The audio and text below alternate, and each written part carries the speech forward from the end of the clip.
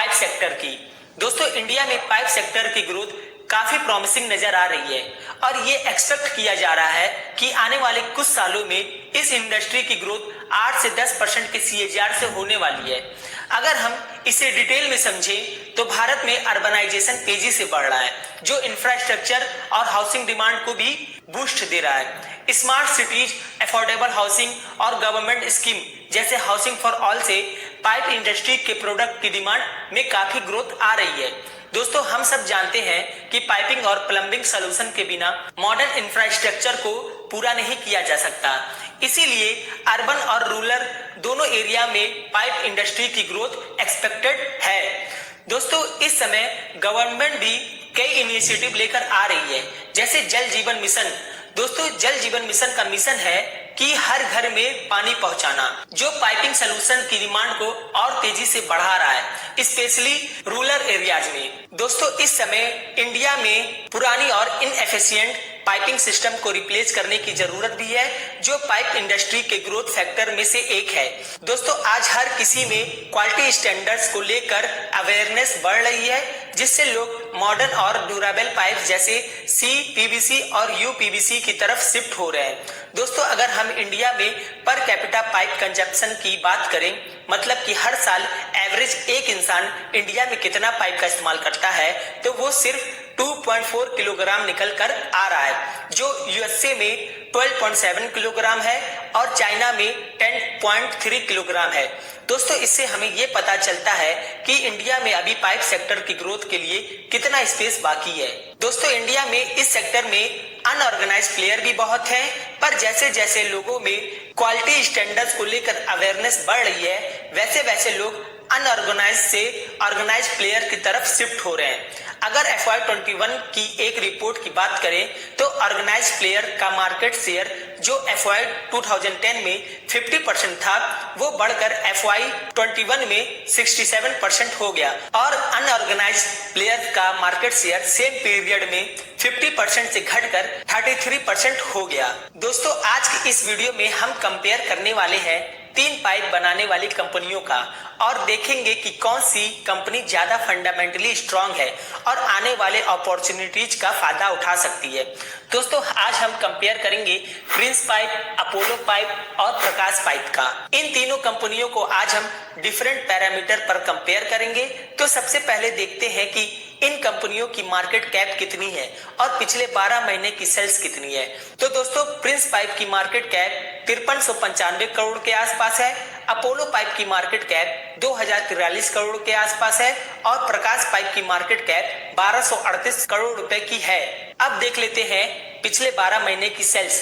तो Prince pipe की sales है 2620 करोड़ की, अपोलो पाइप की सेल है 908 करोड़ की और प्रकाश पाइप की सेल है 699 करोड़ रुपए की। दोस्तों अब हम देख लेते हैं प्राइस टू अर्निंग, यानी अगर आपको इन कंपनियों से 1 रुपए कमाने हैं तो आप एडवांस में इन कंपनियों को कितना रुपए पे कर रहे हैं। तो प्रिंस पाइप की प्राइस टू अर्निंग है 31, अपोलो पाइप की प्राइस टू अर्निंग 65.5 है और प्रकाश पाइप की प्राइस टू अर्निंग 12.8 देखने को मिल रही है। तो पॉइंट्स मिलते हैं प्रिंस पाइप को 2, अपोलो को 1 और सबसे कम प्राइस टू अर्निंग प्रकाश की है तो हमने इन्हें दिए हैं 3 पॉइंट्स। अब हम देखते हैं EB बाई एबिटा।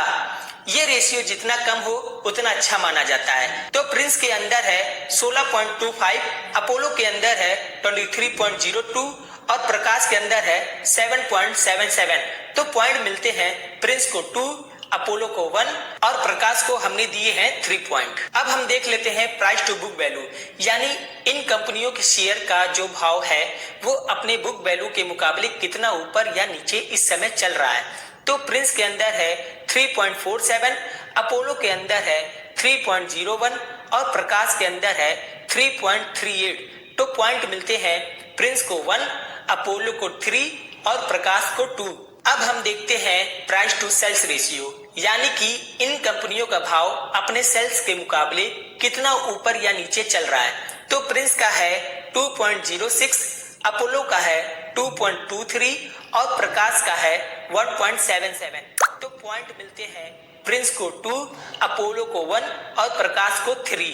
अब हम देखेंगे करंट रेशियो, मान लीजिए अगर किसी कंपनी को अपना लोन चुकाना हो 1 साल के अंदर, तो कौन सी कंपनी अपनी लोन को अच्छे ढंग से चुका सकती है? तो करंट रेशियो हमेशा 1 से लेकर 3 के बीच में होना चाहिए, इसे अच्छा माना जाता है। तो प्रिंस का करंट रेशियो है 2.36, अपोलो का है 1.37 और प्रकाश का है 3.15।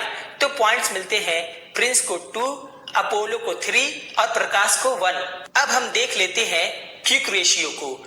मान लीजिए इन तीनों कंपनियों में से किसी एक को अपना लोन चुकाना पड़ जाए 1 से 2 महीनों के बीच में, तो कौन सी कंपनी अपने लोन को अच्छे ढंग से चुका पाएगी? और इस रेशियो को तो हर हाल में 1 से ऊपर ही होना चाहिए। तो प्रिंस का है 1.5 जो अच्छा है, अपोलो का है 0.6 जो सही नहीं है और प्रकाश का है 2.66 जो काफी अच्छा है। तो पॉइंट्स मिलते हैं प्रिंस को 2, अपोलो को हमने कोई भी पॉइंट नहीं दिया है और प्रकाश को हमने 3 पॉइंट्स दिए हैं। अब हम देखते हैं डेट टू इक्विटी। मान लीजिए इन कंपनियों के पास अपना 1 रुपया है, तो उस 1 रुपए के कंपेयर में कंपनी के पास कितना कर्ज है? ये रेशियो 1 से जितना कम हो उतना अच्छा माना जाता है। तो प्रिंस का है 0.08 जो काफी अच्छा है, अपोलो का 0.17 और प्रकाश का 0.11।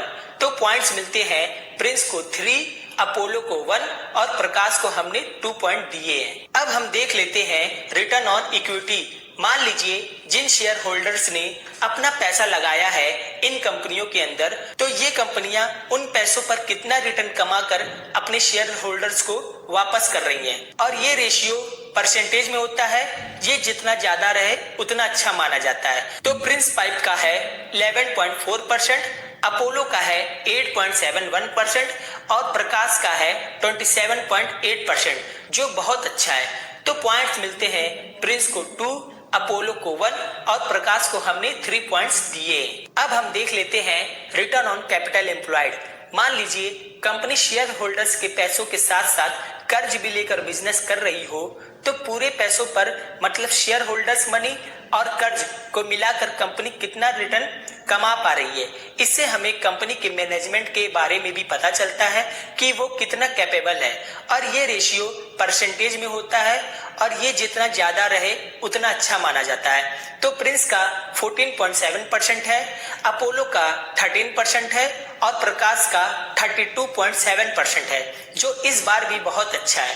तो पॉइंट्स मिलते हैं प्रिंस को 2, अपोलो को 1 और प्रकाश को हमने दिए हैं 3 पॉइंट्स। अब हम देख लेते हैं ऑपरेटिंग प्रॉफिट मार्जिन कि कंपनी कितने % प्रॉफिट मार्जिन पर काम करती है और ये भी रेशियो परसेंटेज में होता है, ये जितना ज्यादा रहे उतना अच्छा होता है। तो प्रिंस का है 12.2%, अपोलो का है 9.63% और प्रकाश का है 16.8%। तो पॉइंट्स मिलते हैं प्रिंस को 2, अपोलो को 1 और प्रकाश को 3। अब हम देख लेते हैं डिविडेंड यील्ड। मान लीजिए इन तीनों कंपनियों के शेयर आपके पास हैं, तो कौन सी कंपनी आपको सबसे अच्छा डिविडेंड देगी? और ये रेशियो भी परसेंटेज में होता है। तो प्रिंस का है 0.20%, अपोलो का भी 0.20% और प्रकाश का 0.34% है। तो पॉइंट्स मिलते हैं प्रिंस को 2, अपोलो को भी 2 और प्रकाश को हमने 3 पॉइंट्स दिए हैं। अब हम देख लेते हैं शेयर होल्डिंग पैटर्न कि इन कंपनियों में प्रमोटर्स ने, एफआईज, डीआईज ने और कितने म्यूचुअल फंड स्कीम ने इन तीनों कंपनियों को अपने पोर्टफोलियो का हिस्सा बनाया हुआ है। तो प्रिंस के अंदर प्रोमोटर्स की होल्डिंग है 60.94%, अपोलो के अंदर 45.90% और प्रकाश के अंदर 44.41%। एफआईज और डीआईज का स्टेक प्रिंस के अंदर 24.79%, अपोलो के अंदर 21.06% और प्रकाश के अंदर 2.01%। अब म्यूचुअल फंड की बात करते हैं तो प्रिंस को 3 म्यूचुअल फंड ने अपने पोर्टफोलियो का हिस्सा बनाया है, अपोलो को 5 ने और प्रकाश को एक भी म्यूचुअल फंड ने अपने पोर्टफोलियो का हिस्सा नहीं बनाया है।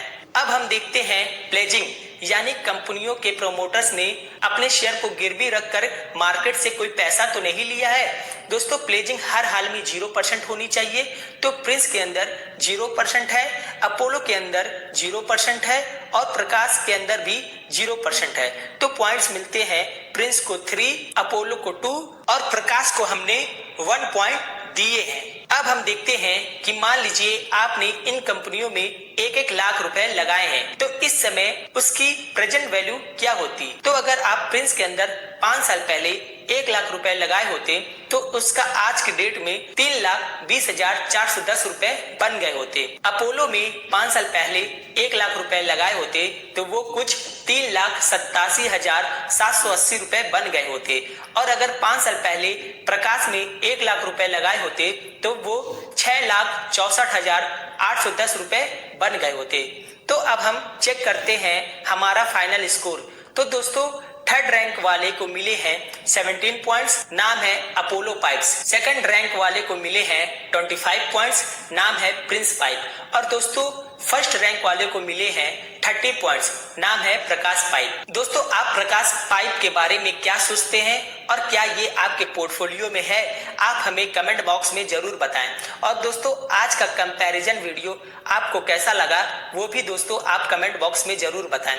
इसके अलावा दोस्तों अगर आपके पास कोई सुझाव हो तो वो भी आप मुझे बता सकते हैं। तो मिलते हैं किसी और वीडियो में, तब तक के लिए जय हिंद जय भारत।